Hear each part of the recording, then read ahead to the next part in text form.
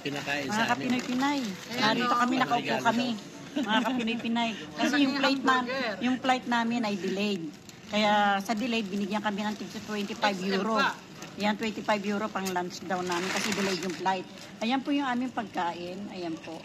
Ayan mga kapinoy-pinay. Sa dami po na yan. Pagsaluhan po nating lahat, mga kaibigan ko. Mga kapinoy-pinay, mga amiga-amigo. Mira. Ayan po. Ayan.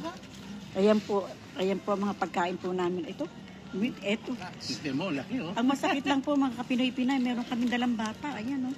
May bata sa delayed na to ng flight. Napakahirap. Pagod po talaga. Pagod. Ayan po. Kaya tara po kayo. Panoorin nyo naman lang po kami. At itayo ko po kayo din eh. Ayan.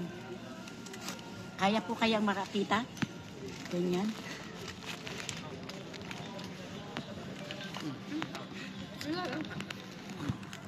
Ayan, mga kapinoy-pinay, hindi po kayo makakatayo. Hindi po maitayo eh.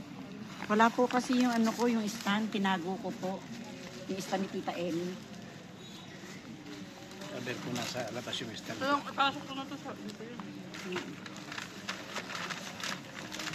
Saan yung stand ko? Saan ka na?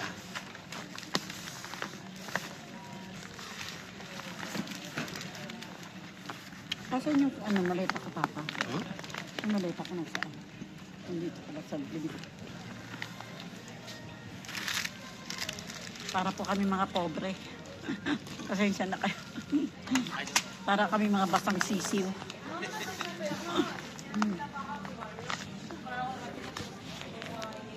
Naipon yata yung stand.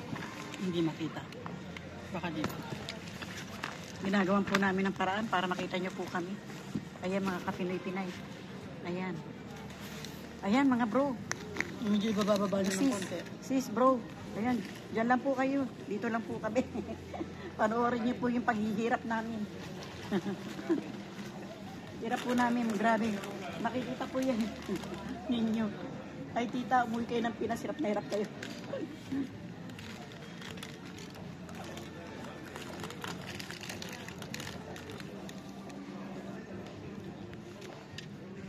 Ayan. Okay lang na. Eh man, dito mo ilagay. Pero masyadong nakangat.